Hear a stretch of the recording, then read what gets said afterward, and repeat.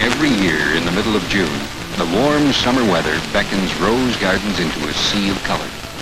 And the city of Welland grow.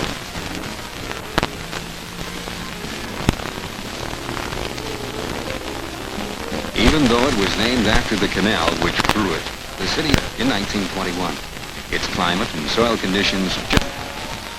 However, it wasn't until 1961 that a group of volunteers and city council organized the first Welland Rose Festival. The original event consisted of 3 days of activities and has now grown into 3 full weeks of festivities. Supported by grants from city council and planned by committees of volunteers, the festival continues to grow. The largest event is the Rose Festival, with over 12,000 participants. It's the largest parade of its kind in Ontario.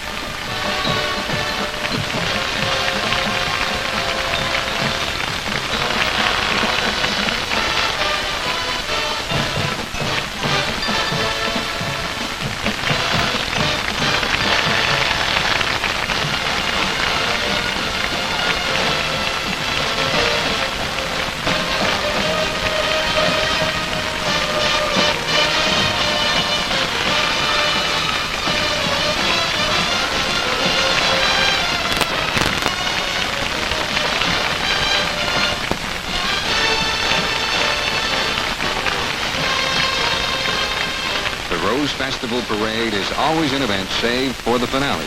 But for the preceding 3 weeks, other events have taken place.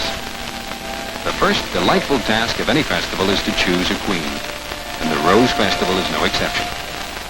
This year, 9 lovely girls entered in hopes of becoming Welland's Rose Queen. The judges, Dan McLean, young associate producer with Mega Media Corporation, and Maurice Fraser, director of Niagara Region Social Services Department, based their decision on personality, poise, and beauty.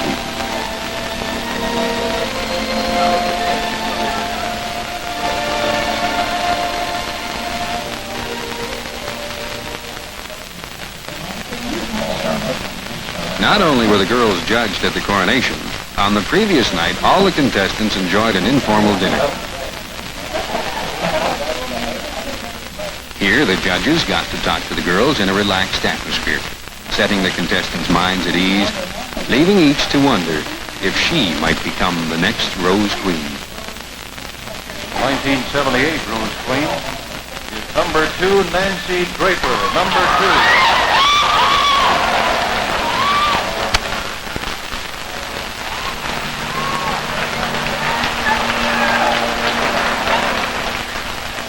Runners-up were first Princess Anita Shumlick, and Susan Goss was second princess.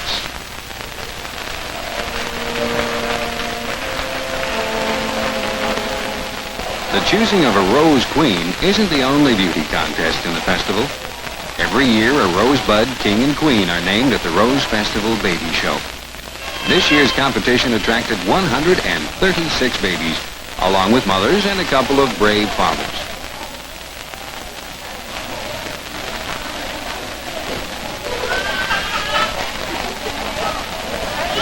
Judges, nurses from Upjohn Healthcare had a difficult time choosing among the tiny, bewildered faces. But in the end, Jeremy Fox and Kimberly Filardo were crowned Rosebud King and Queen. For those who love music, the Rose Festival has it all. Big bands, symphonies, and rock groups. But a first to the festival, and sure to be back next year, a country and western jamboree featuring Skip Nielsen and his Blue Creek Band.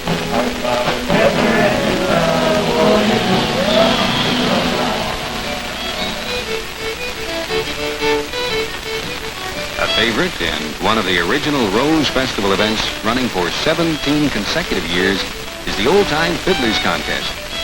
Competitors from all over southern Ontario came to Welland to fiddle a tune for the crowd and judges in hopes of taking first place.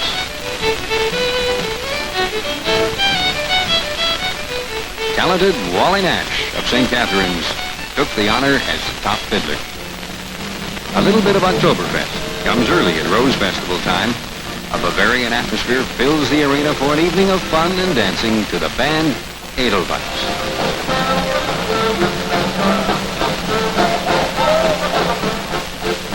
Same place, but on another night, the Guess Who performed before more than 700 teenage fans.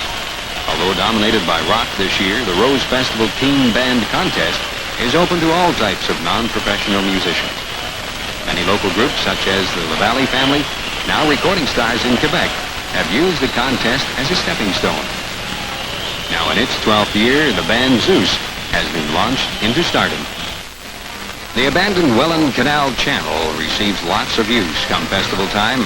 All types and sizes of sport craft race on the still protected waters. These model boats may be tiny, but they can reach speeds of up to 60 miles an hour. A growing hobby, the model powerboat races brought entries from both Canada and the United States, just as their larger counterparts did.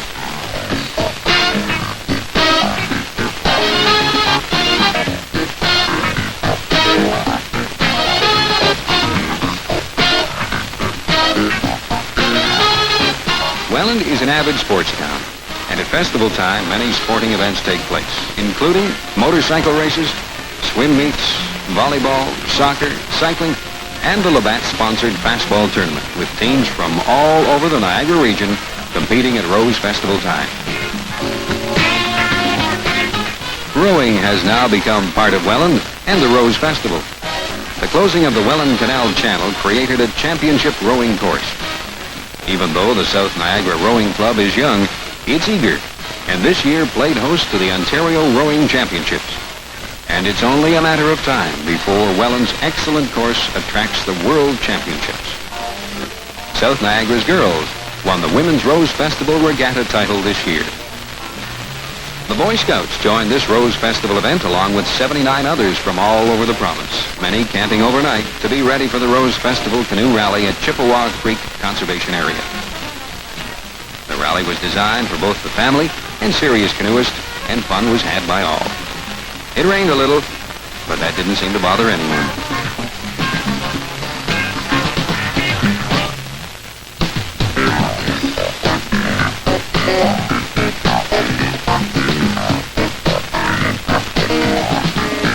If you have a thirst for adventure instead of water, then the Rose Festival Road Rally is for you. In all, about 40 drivers and navigators took to the streets of Welland in hopes of finding all the checkpoints. It may have been easy for others, but First Princess Anita Shumlick should have stayed in bed this morning. The Welland Fire Department, back this year to defend its title, won't have to worry about losing to Anita in this bed race.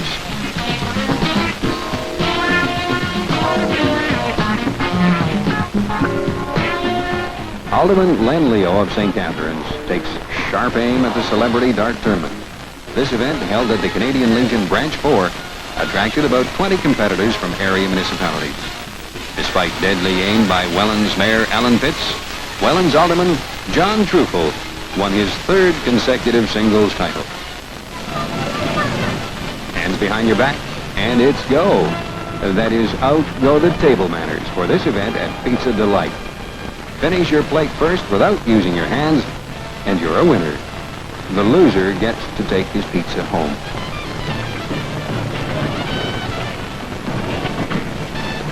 If you're not a connoisseur of pizza, maybe you'll like some Ukrainian pierogi, or Greek souvlaki, or a bowl of French-Canadian pea soup.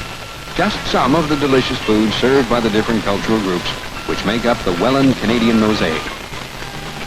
The international lunch served outside on King Street is one of the many ethnic programs put on by the Welland Heritage Council, not only at Rose Festival time, but all year round.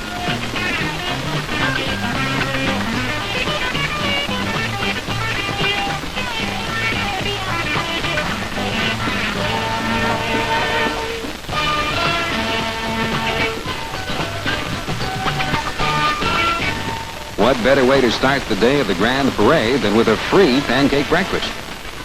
To this crowd of 1,500, nothing. A popular event in Merritt Park, this early meal is put on by the Welland Chamber of Commerce and is well worth the wait in line. Just looking at those golden pancakes makes your mouth water.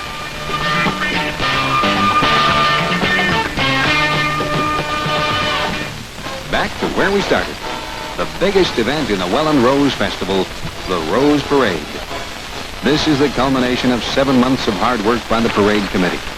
The Rose Parade is the second largest parade in Canada, second only to the Edmonton Klondike Days Parade in numbers of participants. It's estimated a total of 12,000 took part in this year's Rose Parade, which is strictly invitational.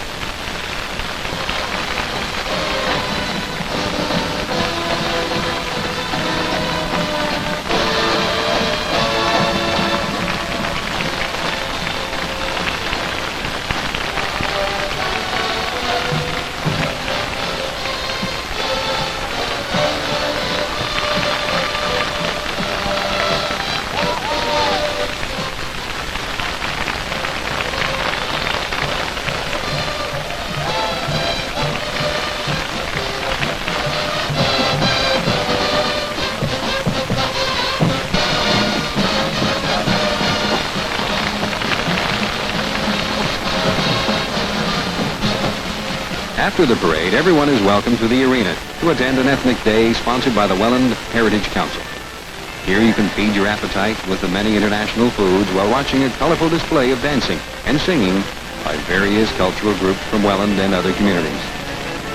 Welland is home for 32 nationalities, and the Rose Festival gives all a chance to meet under one roof and to get to know more about the culture and ways of others.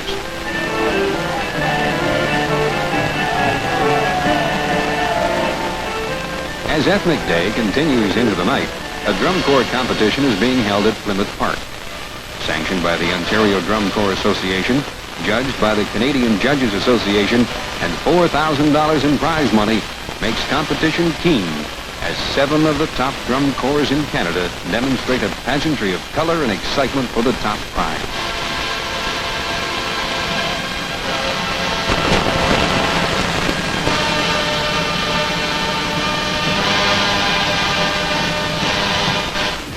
The Rose Festival winds gently down from its 3 weeks of furious activity with a pleasant day in the park where you can stroll among the roses and view many arts and crafts, plus works by local artists entered in the Rose City Art Festival. Guest artist this year is Lyle Glover, well known for his superb award-winning watercolors.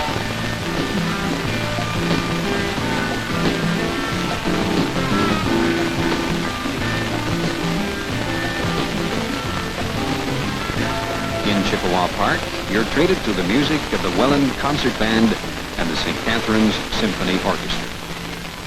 Photographers are in full bloom during the Rose Festival. Roses are at their magnificent best, people are smiling, and events are exciting, all waiting to be captured on film. You may even enter your best shots in the photo contest. A Rose Festival must have a rose show. After all, this is the Rose City of Canada, and the 330 entries proved Welland is worthy of the title.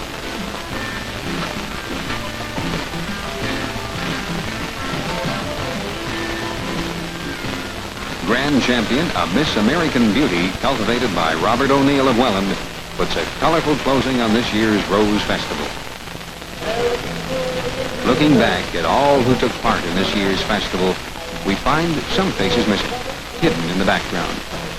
These are the people who are enthusiastic enough in their community to dedicate countless hours of planning and endless days setting up Welland's Rose Festival on a strictly volunteer basis.